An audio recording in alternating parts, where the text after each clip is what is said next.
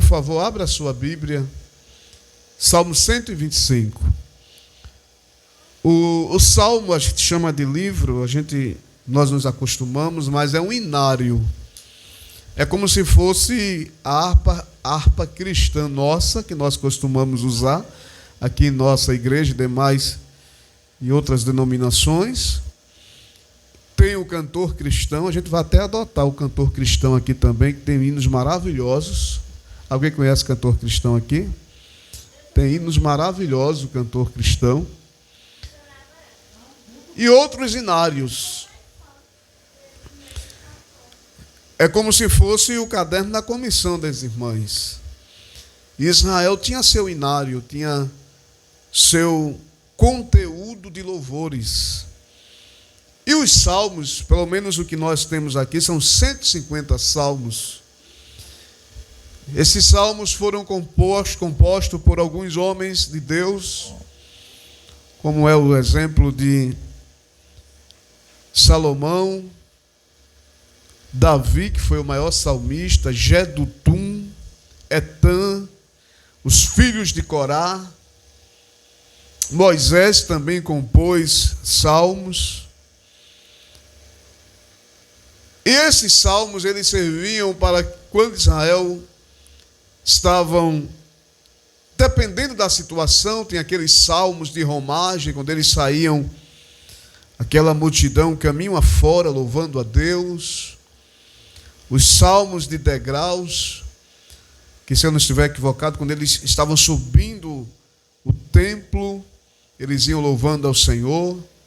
Nas guerras também eles louvavam, na bonança eles louvavam. Interessante, irmãs, igreja do Senhor, meus irmãos, é que tem crente que só louva na bonança. Tem outros que só louva na guerra.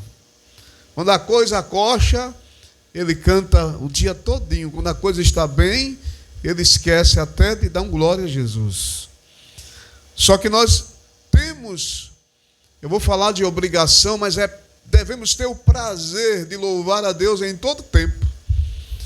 Em todas as ocasiões, nós devemos ter esse prazer de louvar a Deus. E a palavra diz aqui no Salmo 125, nós queremos trazer uma reflexão nessa tarde. Diz assim a palavra do Senhor: os que confiam no Senhor, amém? Serão, o verbo ser aqui está conjugado no futuro. O que é que ele quer dizer aqui? Os que confiam. Primeiro, o que é confiar? Ter confiança. Muitas vezes nós colocamos a palavra confiança em nossos lábios, proferimos ela, falamos ela, mas não temos assim uma clareza, pelo menos de forma simples. Eu gosto muito de trabalhar no simples, porque a mensagem simples ela abrange todo mundo. Confiança, irmãos, é o mesmo que ter segurança. Quando alguém confia, porque alguém está certo de que aquilo vai acontecer. Vamos dar um exemplo bem claro. Quando nós entramos em um carro aqui neste lugar, para descermos ali a principal nossa aqui, nós só entramos, só descemos, porque nós temos a certeza que aquele carro tem freio.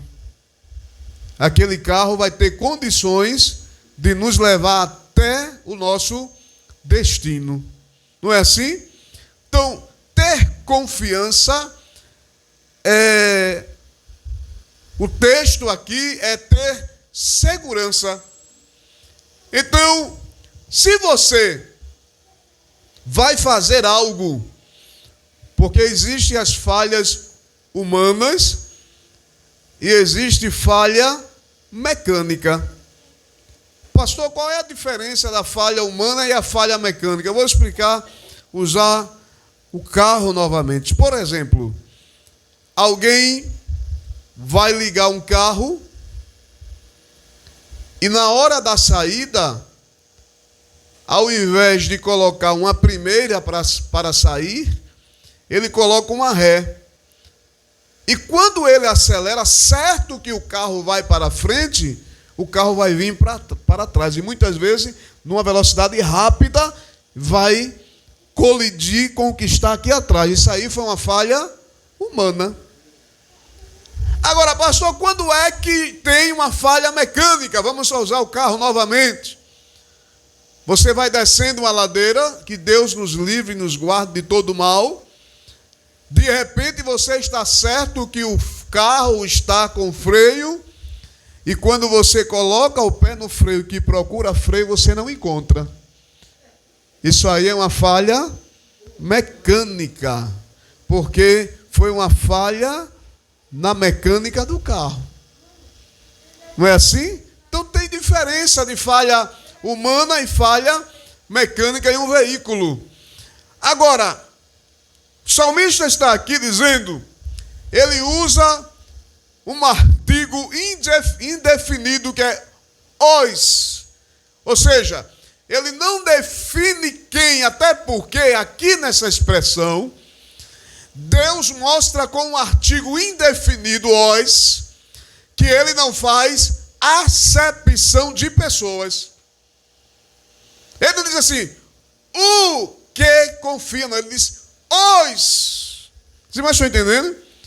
Os que confiam, que têm segurança, que acreditam em quem? Aí aqui ele especifica em quem deve ser a confiança. No Senhor. E a expressão lá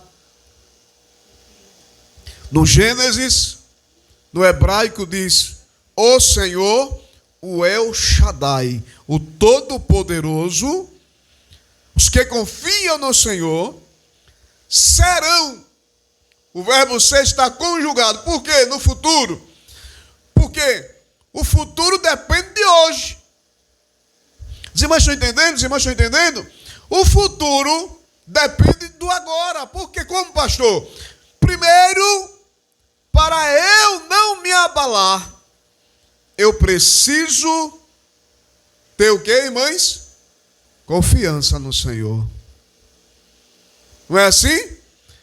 Porque às vezes, abalar é tirar a segurança. É vir sobre nós, dependendo da situação, uma perturbação. Oi, irmão. Quantas pessoas que se dizem servos ou servas de Deus, e aí eu não vou entrar na questão de denominação de segmento religioso, que vivem uma vida de perturbação, uma vida desequilibrada. Por quê, pastor? Porque não confia no El Shaddai, no Senhor, o Todo-Poderoso. Quem está entendendo, diga amém. Não confia no Senhor. A cantora Lauriette, ela diz, se eu não estiver equivocado, é uma das músicas dela, quem confia em Deus jamais perde a batalha. Porque o fato de nós não nos abalarmos depende da nossa condição agora, do hoje. Porque se eu tenho confiança em Deus, se eu sei quem é o meu Senhor, quem é o Senhor da minha vida, pode vir o que vier, aconteça o que acontecer, mas eu vou continuar firme na rocha em Cristo, porque Ele vai me continuar me sustentando e jamais serei abalado ou serei abalada. Jamais. Glória a Deus. Irmãos, esse salmo tem pano para um bocado de roupa para a gente fazer. Como assim, pastor? A mensagem aqui é profunda. A gente não saiu do primeiro versículo ainda. Então a gente vê a princípio que não há acepção. Todos têm o direito de chegar diante de Deus e depositar a sua confiança nele. Por isso que nós temos que acabar com isso, nós, pastor, sim, nós. Acharmos que nós somos, ou melhor dizendo, que Deus é propriedade nossa. Não é. Deus não é propriedade peculiar de ninguém. Pelo contrário, ele disse: vós sereis as minha propriedade, se fizerdes o que eu vos mando.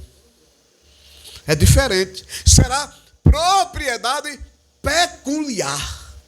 Mas quando ele diz isso, ele diz para Israel, mas ele também estava visualizando as outras nações. E ele diz mais: tanto vocês, como servo, o comprado por dinheiro, o estrangeiro, todo aquele que circuncidar, lá no Antigo Testamento, a carne do vosso prepúcio, significa dizer que esse está dizendo: eu confio no Senhor. Eu quero o Senhor como meu Deus. Eu quero o El Shaddai como Senhor da minha vida. Então esses que assim agem, eu vou estar, independente de quem quer que seja, em qualquer parte do planeta Terra, onde quer que esteja, se eles clamarem a mim de lá e disserem: Senhor, eu confio no Senhor, jamais eu deixarei que eles sejam abalados e que nada aconteça à sua vida, à sua parentela, aqueles que eles clamarem, eu estarei pronto para atendê-lo. Então essa palavra aqui, irmãos, de hoje, ela tem ela nos dá a certeza de que Deus está pronto para nos atender. E diz a palavra aqui mais adiante: serão como o Monte Sião. Alguns usam a expressão Monte de Sião. Não é de Sião, é Sião. Por que, pastor, de Sião? Por que Sião e não de Sião? Quando a gente pega a preposição de e coloca entre monte de preposição Sião, a gente está ligando uma palavra a outra e está dizendo a quem pertence o monte. A expressão Monte Sião está dizendo literalmente o nome do monte. As irmãs estão entendendo? As irmãs estão entendendo o nome do monte. E aí diz: serão como Monte Sião, que não se abala, mas permanece para sempre. Ora, quando ele diz que não se abala, aí nós trazendo para a estrutura espiritual, ele não vai ficar perturbado. Porque muitas vezes alguém quer perturbar a sua mente. Quer perturbar a sua mente de tal forma que você, se você não tiver cuidado, você fica desequilibrado. Desequilibrada. E o adversário, ele fica lá dizendo: vou conseguir desestruturá-lo e desestruturá-la. Mas Jesus trouxe você aqui neste dia para dizer: eu estou com os meus olhos vendo tudo e vejo tudo atentamente. Olhe para cá, por favor. Quando ele diz assim: eu vejo tudo atentamente, daqui eu estou vendo algo. Olhe para cá, veja coisa assim. Daqui eu estou vendo essa Bíblia, estou lendo. Mas eu vou ver atentamente, eu vou me aproximar mais e vou estar com mais atenção em cima. É isso que ele quer dizer. Eu estou atento ao que está acontecendo. Aleluia, aleluia. O Monte Sião. O Monte Sião foi uma região que foi conquistada pelo rei Davi. Davi, quando foi rei em Israel, ele, em um determinado momento, ele conquistou uma região chamada de Jebus. E essa região chamada Jebus era uma região que quem dominava era um povo descendente do neto de Noé, Canaã. Porque a gente não usa aquela expressão os cananeus, né? Por que cananeus? Porque eles eram da terra de Canaã. E quem era Canaã? Canaã era o neto de Noé, com seu filho, que nasceram de seu filho Cã. Porque Noé teve 3 filhos, Sem, Cã e Jafé. Só que Cã, ele, segundo a Bíblia, quando Noé sai da arca, e Noé planta uma vinha, Noé toma muito vinho, e ele fica embriagado, a Bíblia diz. E Cã, quando vê o seu pai, Noé ficou tão embriagado que ele perdeu, irmãos, o sentido, a noção das coisas. Porque, infelizmente, a bebida é muito difícil ela não desmoralizar o homem. Olha, irmão, na sua maioria, quem bebe pode ser a pessoa mais centrada do mundo. Eu digo isso pela pouca experiência e visão que a gente vê no dia a dia. É muito difícil você ver alguém beber, se embriagar, para que primeiro tenha a questão espiritual e depois vem a questão do álcool, para aquela pessoa não entrar em decadência, tanto moral como espiritual. Porque se você observar, atos de pessoas que bebem ao ponto de ficar embriagada, você vê atitudes que você não acredita. Aquela pessoa, depois que recupera, fica sóbrio, e você vai dizer a ela o que ela fez, nem ela mesma acredita. Porque trata-se também de questão espiritual. Não é só uma questão lógica da vida, do dia a dia. E Noé, quando ele sai da arca, ele bebe,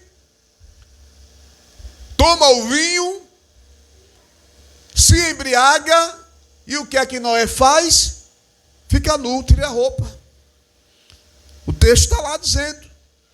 Só que o filho mais novo, ao invés de cobrir a nudez do pai, zombou do pai, fez chacota do pai. Aí é onde nós entramos naquele detalhe que nós muitas vezes dizemos assim: o pai e a mãe pode ser o que for, mas é pai e mãe. Pode ser quem for, é pai e mãe, tem que ser respeitado como pai e mãe. Porque sobre o pai e sobre a mãe pode ser embriagada, o pai pode ser embriagado, pode ser o que for, irmão. Mas uma coisa eu vou dizer aqui: se o pai e a mãe colocar a mão sobre o filho e abençoar ele, abençoar ela, ele pode fazer parte de qualquer segmento religioso, ser envolvido com o que quer que seja. Mas quando ele bota a mão sobre o filho e diz assim: meu filho, minha filha, Deus te abençoe, ele está representando Deus. É fato, é real, não tem para onde correr. E quando Noé se recobrou, que descobriu o que seu filho fez, aí Noé deu uma palavra muito difícil. E lá na frente nós vemos Canaã com seus descendentes. E nesse fato aqui do Salmo 125, nós vamos concluir pelo menos esse primeiro versículo. Depois a gente vai continuar aqui até concluir, mas sabe que a gente gosta de dar uma destrinchada para a gente entender melhor. E diz a palavra que Davi conquistou aquela região dos Jebuseus e agora colocou o nome daquela região Sião, porque Sião representava também a Jerusalém. O texto diz que o templo de Jerusalém foi construído naquela área que Abraão foi lá sacrificar Isaque, que ficava na mesma região de Sião. Depois que foi construído o templo, praticamente toda aquela área era chamada de Sião. E por que é que o texto diz aqui? Os que confiam no Senhor serão como o monte Sião, que não se abalam. Por quê? Porque Sião, aquela região ali, irmãos, ela era cercada por uma muralha muito fortificada. Segundo a história, aquela região, aquela área tinha cerca de 1,5 milhão de quilômetros, se eu não estiver equivocado. Aquela área ali todinha. E tinha uma coisa bem interessante. Eles tinham os vales de água que quase ninguém conseguia subir nem descer. Por quê, pastor? Além de ser uma cidade fortificada, uma área fortificada, cercadas por muros, por montes, melhor dizendo, e um muro muito, eu vou usar a expressão, poderoso ali em termos de os inimigos não conseguirem atravessar os muros daquela região. Eles tinham um abastecimento de água muito, muito bom, e tinham os vales, chamados vales de água, que usa-se uma expressão íngremes, que era muito inclinado mesmo. Ninguém conseguia subir e ninguém conseguia descer. Portanto, era quase que praticamente impossível atravessar os muros de Sião. Por isso que o salmista, vendo aquilo ali, usa a expressão: os que confiam no Senhor serão como o monte Sião, que não se abala, mas permanece, fica para sempre. Porque quem está cuidando dele e dela chama-se o Senhor Jeová dos Exércitos, o El Shaddai, o Todo-Poderoso, aquele que quando coloca a mão, não tem quem consiga minar, porque a sua glória estará sobre a vida daqueles que confiam nele.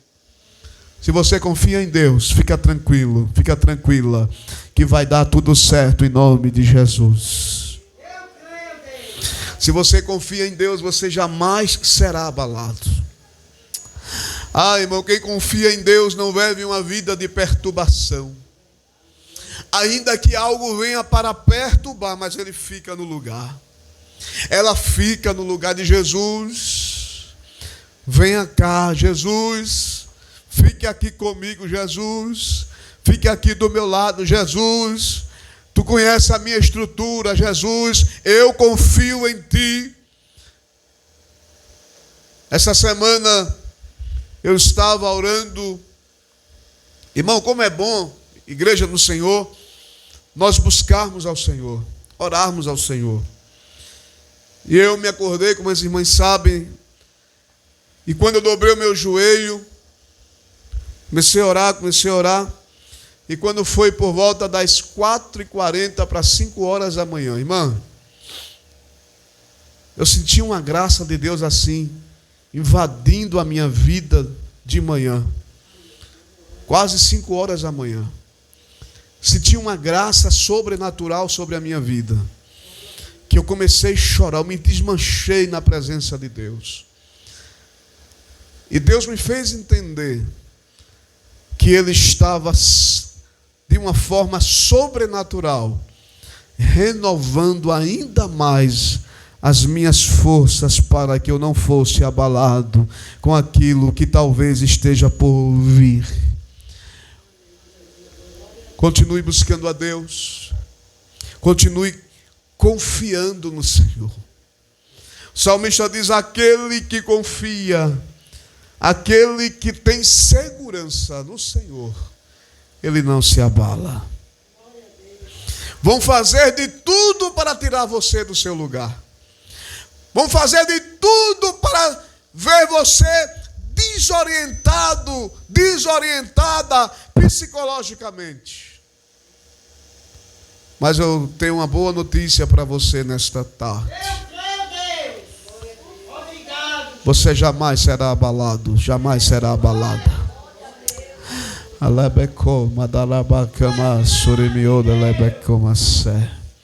Porque o Senhor está aguardando a tua vida.